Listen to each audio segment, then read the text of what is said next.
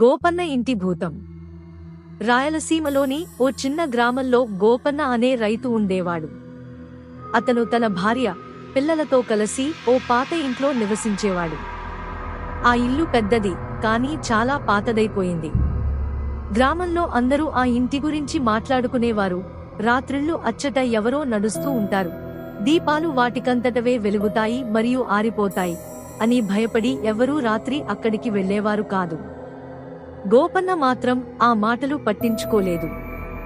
కాని కొన్ని రోజులుగా వింత సంఘటనలు జరిగేలా అనిపించసాగాయి. పొద్దున్నే లేచినప్పుడు ఇంట్లోని వస్తువులు అటూ ఇటూ మారిపోయి ఉండేవి. ఒక రాత్రి అతను పొలంలో నుండి ఆలస్యంగా ఇంటికి వచ్చాడు. అప్పటి వరకు అందరూ నిద్రపోయారు. గోపన్న లోపల అడుగు పెట్టగానే కిటికీ దగ్గర ఒక తెల్లని నీడ కనిపించింది. ఎవరవు అని గోపన్న గట్టిగా అరిచాడు.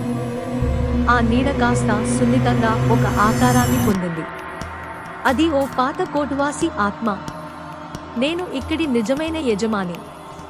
చాలా ఏళ్ల క్రితం మోసం చేసి నన్ను చంపేశారు. నాకిది మిగిలిన చివరి ఆశ్రయం అని చెప్పింది.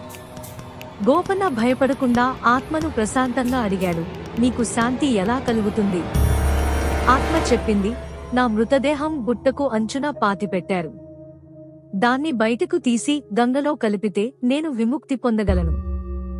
గోపన్న దానికి అంగీకరించి గ్రామ పెద్దల సహాయంతో ఆ పని పూర్తి చేశాడు. ఆ రోజు రాత్రి ఆత్మ గోపన్నను కలిసింది.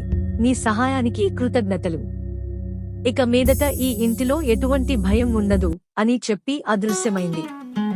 ఆ రోజు నుంచి గోపన్న ఇంటి జీవితంలో ప్రశాంతత తిరిగి వచ్చింది. గ్రామస్తులు కూడా ఇక భయపడకుండా గోపన్న ఇంటికి వచ్చిపోయేవారు.